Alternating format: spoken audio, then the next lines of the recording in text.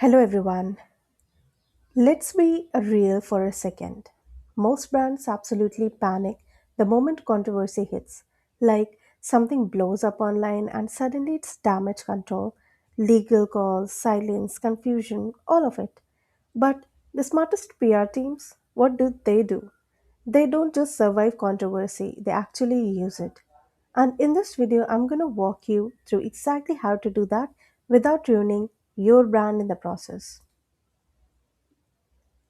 So, here's the first thing you need to understand: controversy itself is not the problem, it's how you respond to it. Because in today's world, if your brand is visible, you're going to get attention, and attention always comes with some level of friction. So, instead of trying to avoid controversy completely, which is honestly unrealistic, you want to get really good at handling it strategically. So, here's how you do that. Step one is to identify what kind of controversy you are dealing with. Before you even think of responding, pause and ask yourself what actually happened here, because not all controversies are the same, and if you treat them the same, you will make things worse. There are usually three types of controversy that happens. First is you messed up. So maybe it was a tone deaf campaign, a bad tweet, or something internal that went public. In this case, um, just don't try to be clever, honestly. Just take accountability. That's your best move. Second is you are being misunderstood. Something got taken out of context, or only half the story is out there. Now, your job is to clarify, not defend aggressively, but add context and guide the narrative.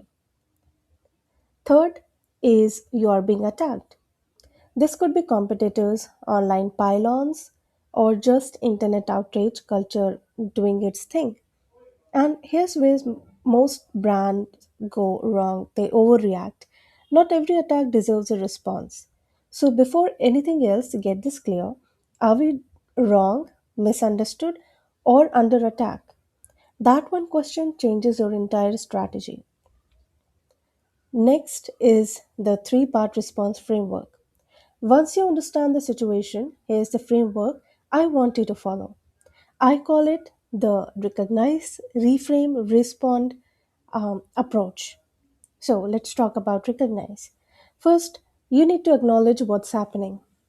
You don't need a full statement immediately, but you do need to show awareness, because silence makes people assume the worst. Even something simple like we are aware of the concerns and are looking into it, that alone buys you time and shows responsibility. Reframe. Now, this is where PR becomes a strategy.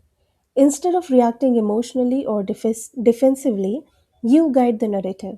You provide context, you explain intent, you shift the conversation slightly, not in a manipulative way, but in a clarifying way. Because remember, most people don't have full information. So it's your job to make them aware of the entire context and information. Next is respond with action. This is the part most brands underestimate. Statements are fine, but and action is what actually rebuilds trust. If you messed up, what are you changing? If something went wrong, what are you fixing? This could be updating a policy, making an internal change, committing to something publicly, because at the end of the day, people don't trust what you say, they trust what you do next. Let's talk about what not to do, and this is where brands mess up. Let me quickly save you from the biggest mistakes I see all the time. First, over apologizing. It makes you look unsure and sometimes even more guilty than you are. Second is going completely silent. If you disappear, the internet will happily create a story for you. And trust me, you won't like that version.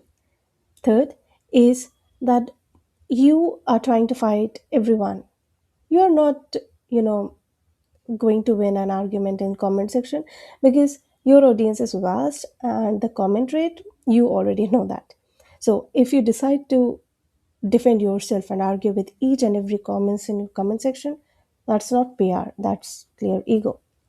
And fourth is inconsistent messaging. If your team is saying different things, you know, across platforms, you lose credibility instantly. So you need to keep it tight. Just discuss internally that what are the things that you need to convey to your audience, and then you stick to it across all the platforms. Now, let's talk about the interesting part. How do you actually turn this into something positive? If there is any controversy going on around, you actually have a chance to make it positive for your own benefit, because that is possible. You need to lean into your values, which is controversy puts a spotlight on your brand.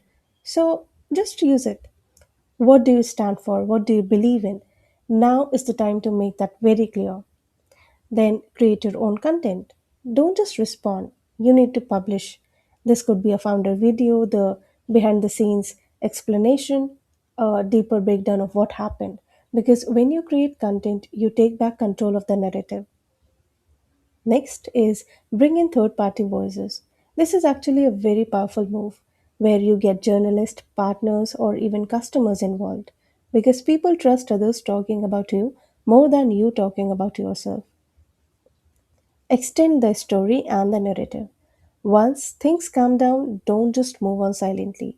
Turn it into a lesson, a case study, a perspective piece. This is how you go from brand in trouble to brand that handled something really well. If you take one thing from this video, let it be this, that stop asking, how do we avoid controversy?